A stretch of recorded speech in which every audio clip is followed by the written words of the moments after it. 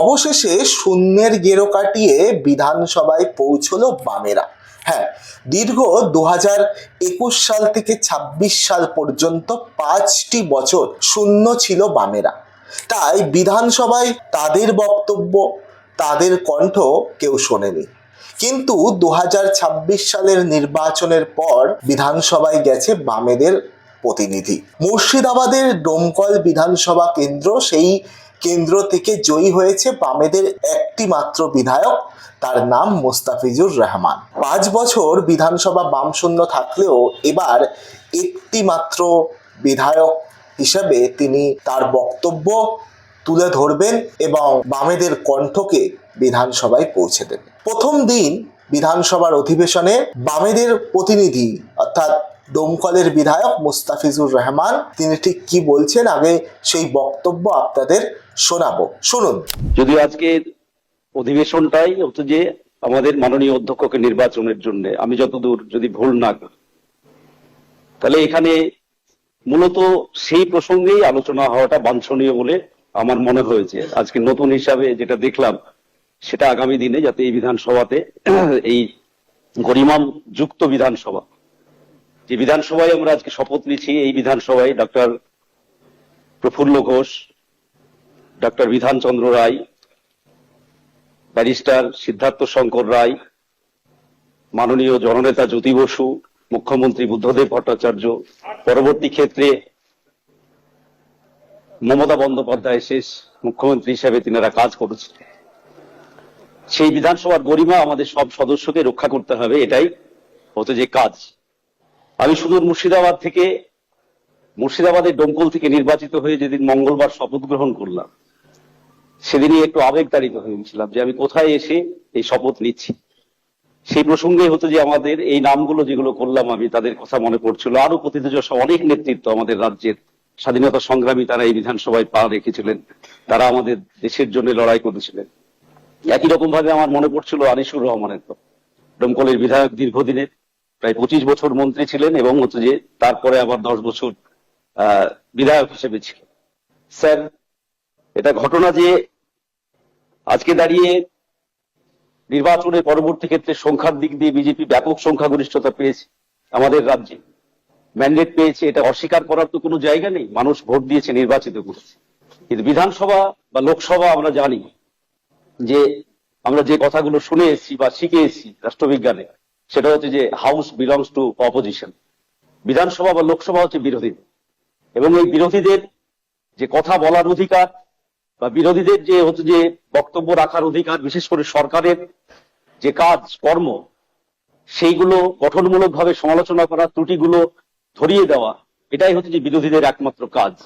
আমরা মনে করি যে হচ্ছে যে সরকারের দর্পণ হচ্ছে যে এই অধিবেশন কক্ষ, যার ফলে হচ্ছে যে আমরা, এটা কথা ঠিক, 34 বছর আমরা সরকার চালিয়েছি আমাদের, তারপরে আমরা গত নির্বাচনে শূন্য হয়েছিলাম। মানুষ এবারে নির্বাচনে আমাদের একজন প্রতিনিধি বামপন্থীদের আমাকে নির্বাচিত করেছে, আমি একা।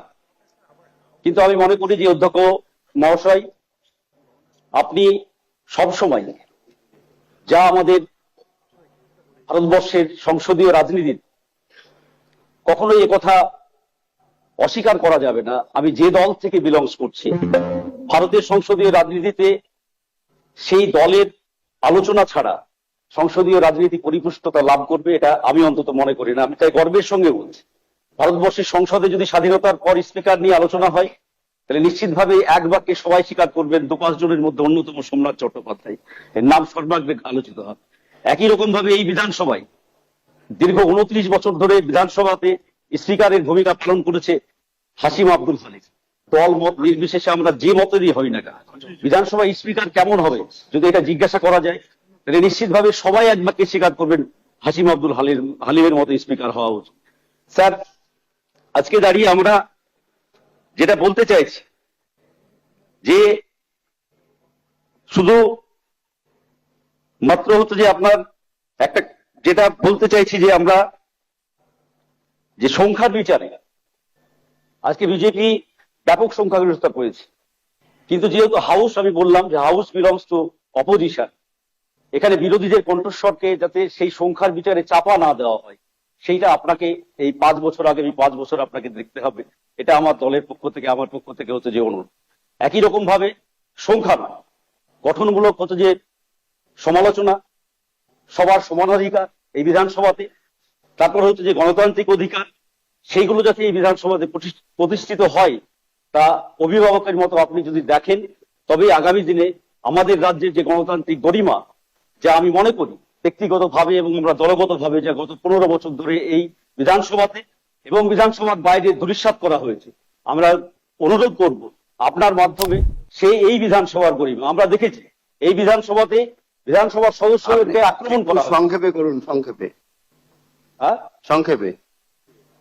ও সরি সংক্ষেপে।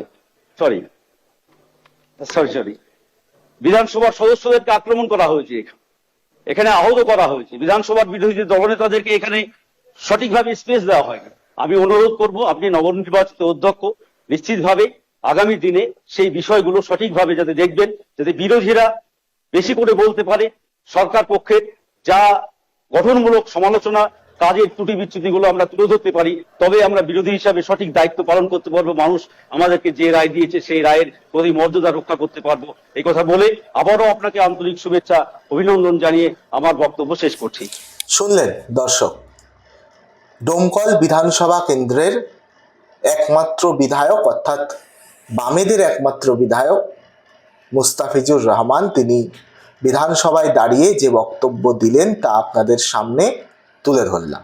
মূলত প্রথম থেকে শেষ পর্যন্ত তিনি যে বক্তব্য দিয়েছেন 5 মিনিটের মতো, তার মূলেই ছিল যে যেহেতু বঙ্গে বিজেপি এখন শাসক দল, 2026-এর নির্বাচনে তারা ব্যাপক সংখ্যাগরিষ্ঠতা পেয়েছে, বিধানসভায় তাদের সংখ্যা সবচেয়ে বেশি। সেই কারণে তিনি প্রথম থেকে শেষ পর্যন্ত তার বক্তব্যে যে পয়েন্টটাকে মূল ফোকাস করলেন সেটা হচ্ছে বিরোধীদের কণ্ঠকে যাতে রোধ না করা হয়, বিরোধীদের কণ্ঠকে যাতে দমিয়ে দেওয়া না হয়, তাদেরকে যথেষ্ট পরিমাণ বলার যেন সুযোগ দেওয়া হয়। এই বক্তব্যই তার মূল বক্তব্য। এছাড়াও তিনি বিভিন্ন প্রাক্তন মুখ্যমন্ত্রী থেকে শুরু করে প্রাক্তন স্পিকার, তাদের এই বিধানসভায় যারা পূর্ব সময়ে কাজ করেছে, এই বিধানসভায় যারা বসেছেন তাদেরকে শ্রদ্ধা, তাদের কথা মনে করেছেন এবং এই বিধানসভার গরিমা যাতে নষ্ট না হয়, এমন কোনো কাজ যাতে তাদের দ্বারা না হয়, সেই বিষয়টাও তিনি আলোকপাত করেছেন। শুনলেন বামেদের একমাত্র কণ্ঠ বলা চলে, দীর্ঘ 5 বছর যিনি বামেদের হয়ে লড়াই দেবেন, সেই বিধায়ক কি মন্তব্য করলেন, বক্তব্য দিলেন, প্রথম দিনে শুনলেন। আগামী দিন আবারও আমরা বিভিন্ন বিরোধীদের, বিশেষ করে তারা কি বলছে বিধানসভায়, সেগুলো নিয়ে অবশ্যই আসব। যেহেতু আপনারা জানেন যে বিধানসভায় যে একটা লাইভ স্ট্রিমিংয়ের ব্যাপার যেটা বন্ধ ছিল এতদিন, সেটা কিন্তু বর্তমান মুখ্যমন্ত্রী শুভেন্দু অধিকারী তিনি ঘোষণা করেছেন যে বিধানসভায় লাইভ স্ট্রিমিং হবে। কে কি বলছে, কোন বিধায়ক কি করছে, সেইটা মানে বিধানসভার ভেতরে কি চলছে এক কথায়, সেটা কিন্তু সাধারণ মানুষ, বঙ্গবাসী, জনগণ তারা কিন্তু জানতে পারবে। তো সেই ভিডিওগুলো বাইরে আসবে, কে কিভাবে বিধানসভার ভেতরে বক্তব্য দিচ্ছেন, কোন বিষয় নিয়ে চর্চা হচ্ছে, সব কিছুই কিন্তু এবার জনগণের সামনে আসবে। এতদিন যেটা আড়ালে ছিল সেই বিষয়গুলো এবার কিন্তু আমাদের সকলের সামনে আসবে। আমিও তুলে ধরব ভালো ভালো যে বিষয়গুলো নিয়ে চর্চা হবে, যেগুলো দেখানোর মতো মনে করব, সেই বিষয়গুলো কিন্তু আপনাদের সামনে তুলে ধরব। আজকের মতো এখানেই প্রতিবেদন শেষ করছি। আবারও আসবো নতুন কোনো ভিডিও নিয়ে। দেখতে থাকুন N24 টিভি।